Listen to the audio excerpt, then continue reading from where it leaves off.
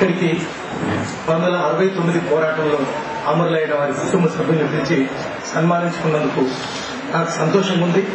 వాళ్ళు గుర్తొస్తే దుఃఖంగా ఉంది. నేను 69 ఉద్యమంలో గౌలిగూడలో పాల్గొన్నాను. నేను కూడా వాళ్ళ పక్కన ఉంటే నేను కూడా అమరులైపోయానేమో. ఆ రోజు జరిగిన సంఘటన పెద్దయ్య చెప్పినాడు. 2 ఏళ్ల కింద ఆటపాట గౌలిగూడలో పెట్టి ఆయన సన్మానం చేసినాం. అప్పుడు ఆయన చెప్పిన విషయం, నేను ఎక్కడైతే నాకు ఫైరింగ్ జరిగిందో, ఎక్కడైతే నేను అడ్డం పడ్డానో అక్కడ నేను టెలిఫోన్ బూత్ పెట్టుకున్నా.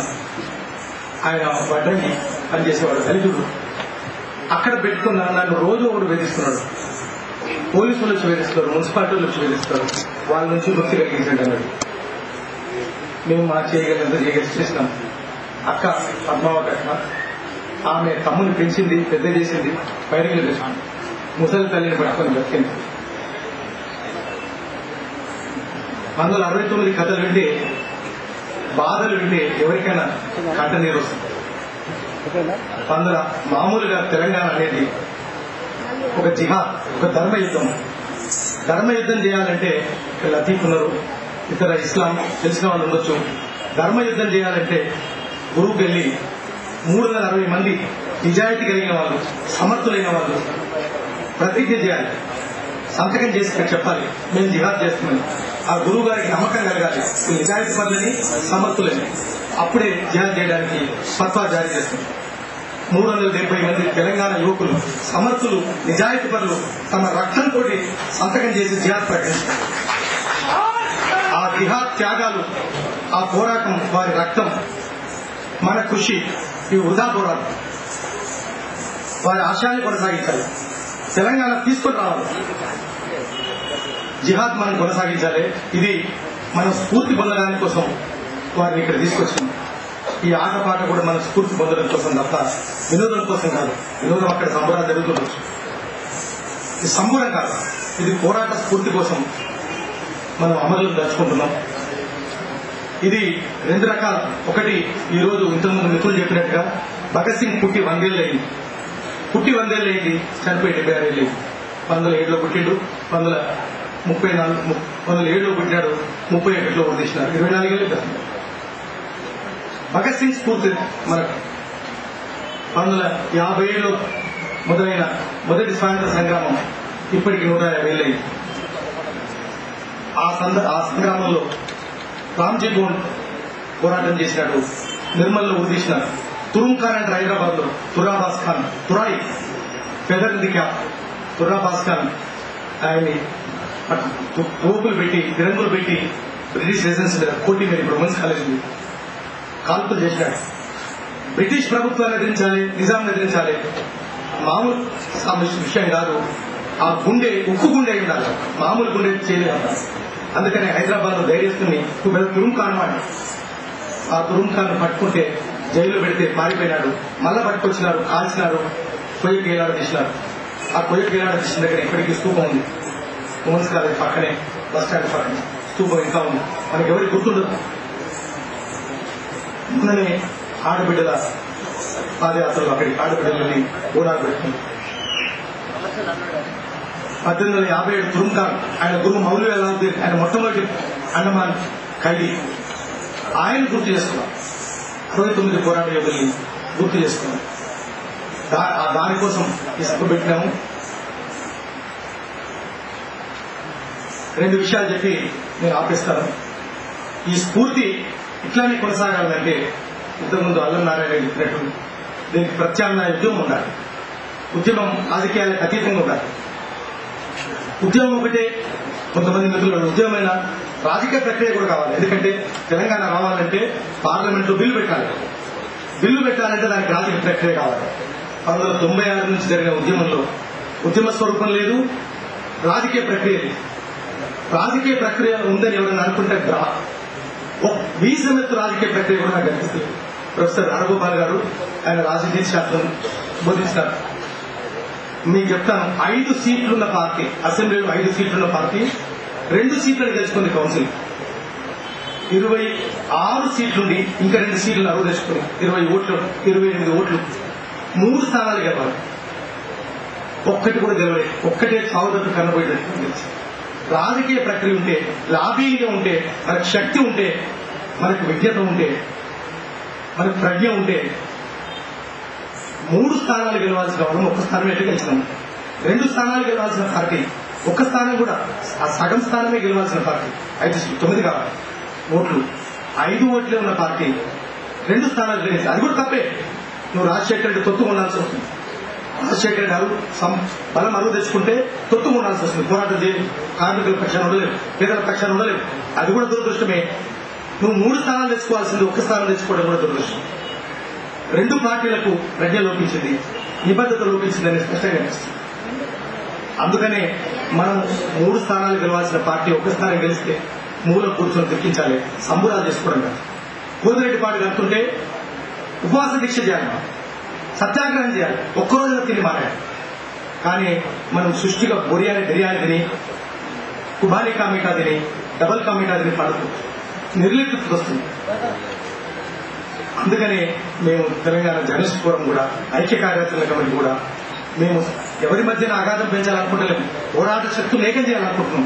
నిద్రపోతున్న వాళ్ళని మేల్కొల్పాలనుకుంటున్నాం. మామూలు మేల్కొల్పడం వీలు కాకపోతే సూప్ తీసుకొని పడవాలనుకుంటున్నాం. ఫ్యాక్టరీకరణ ఎనిమల్ అంటారు, అంటే మందపు చర్మం ఉన్న జంతువు. రాజకీయ నాయకులందరూ మందపు చర్మం ఉన్న జంతువు. నీటి గుర్రం, ఖడ్గమృగం, ఏనుగు చాలా మందమైన చర్మం. ఆకీకరణ ఎనిమల్స్ తోటి మనం ప్రవర్తించాల్సి వచ్చినప్పుడు, విపరించాల్సి వచ్చినప్పుడు సూది తీసుకొని పడవాలి, గట్టి కూడా పడవాలి. అది అగాధం సృష్టించడం కాదు, దారిలో పెట్టడం అవుతుంది. ముళ్ళుగడకు పోటిస్తే అది దారిలో పెట్టడం తప్ప పక్కదారి పట్టించడం కాదు. మేము ఐక్య కార్యాచరణ కమిటీ కానీ మేము సొంతంగా కార్యక్రమాలు చేస్తాం. మేము ఐక్య కార్యాచరణ కమిటీ కార్యక్రమాలు చేయడం ద్వారా వెడిగొట్టింది. దాని ద్వారానే కరీంనగర్ గెలిచింది తప్ప ఇంకో విధంగా కాదు. ఐక్య కార్యాచరణ కమిటీ జర్నలిస్ట్ గా ఉండి, ఒక ఇగ్నిషన్ టీమ్ గా ఉండి తెలంగాణ ధూమ్ధామ్ కార్యక్రమాలు నిర్వహించడం ద్వారా, ప్రతి చోట కరీంనగర్ నిర్వహించడం ద్వారా, జగిత్యాల నిర్వహించడం ద్వారా, సిరిసిల్ల నిర్వహించడం ద్వారా కరీంనగర్ అది తప్ప ఇంకో విధంగా కాదు. నిద్రాణమైన దాన్ని, నిర్లిప్తంగా ఉన్నదాన్ని మేల్కొల్పడానికే మేము ప్రత్యామ్నాయ ఉద్యమాలు అంటున్నాము. మేమేదో సాధించడానికి మేము క్యాటలిస్ట్ గానే ఉంటాము, మేము ఇగ్నిషన్ కీ లాగానే ఉంటాము. నిప్పు రగిలిస్తాము, నిప్పు రగిలించడం ద్వారా, వేడి పుట్టించడం ద్వారా, పులివి రాజేయడం ద్వారా తుప్పును వదిలిస్తాము. దానికోసమే మేము కృషి చేస్తున్నాము. ఈ విషయం నేను ఇంతకంటే ఎక్కువ చెప్పకుండా ఒకటే విషయం చెప్పి ఎందుకు విఫలమయ్యామనే దాని విషయంలో ఒక చిన్న విషయం చెప్పి ఆపేస్తాను. నేను 3 స్థానాలు గెలవాల్సిన పార్టీ ఒకటే ఎందుకు గెలిచింది. ఉద్యమానికి ఎక్కడైనా మేము అంటున్నది ఉద్యమం ఉండాలి, రాజకీయ పార్టీ కూడా ఉండాలి.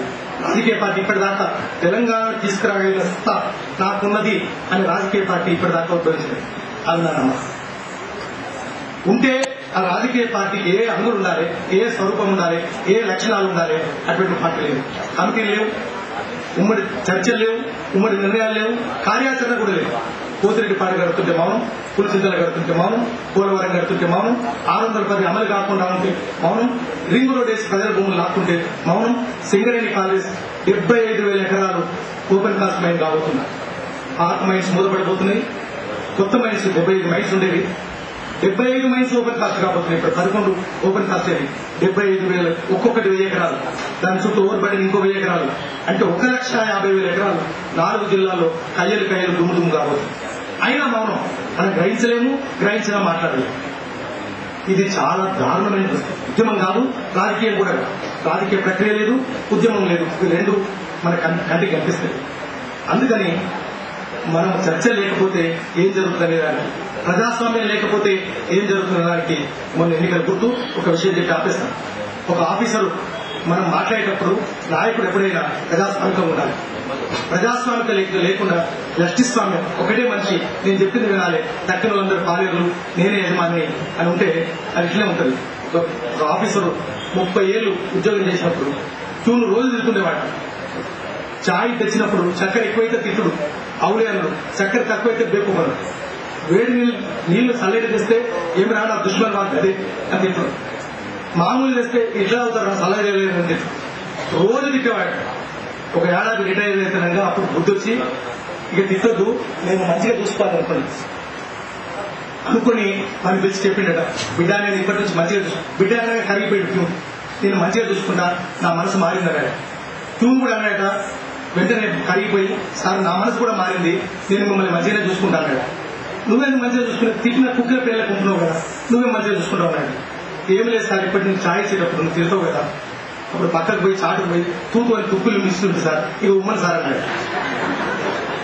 అది చేసేది ఎన్నికల్లో ఒక చేయాల్సింది నువ్వు నియంత్రణ ఉంటే వాళ్ళు చేయవలసింది పక్కకు పోయి, అందువల్లనే ఓటమి. ఇట్లాంటిది రాకుండా ఉండాలంటే మనం ఆ పార్టీలు కొడుకుండాలి, ప్రజాస్వామికంగా ఉండమనాలి, సమిష్టి నిర్ణయాలు తీసుకోమనాలి. నువ్వు ఎఫెక్టివ్ ఇన్స్ట్రుమెంటేషన్ తెలంగాణ తీసుకురావడానికి సమర్థమైన పనికొచ్చే పనిముట్టుగా ఉండాలన్నారు. లేకపోతే అక్కడికి రాని చుట్టం ముఖ్య వరం ఏం లేదు, అవి రెండు వదిలిపెట్టాల్సిన పరిస్థితి. ఆ ఉద్దేశంతో తప్ప మేము ఇక్కడ చేసింది ప్రత్యామ్నాయం చేసింది కులాలిచ్చి అంబలిచ్చి ఎవరికి ఇస్తారు, ప్రజలే ఇస్తారు. కంపులు ఇచ్చేది ప్రజలే, కులాలకు పోతే జొన్నలు ఇచ్చేది ప్రజలే అక్కడ ఇస్తున్నారు. మేము ఈ సంస్కృతిని చూపించాలనుకుంటున్నాం.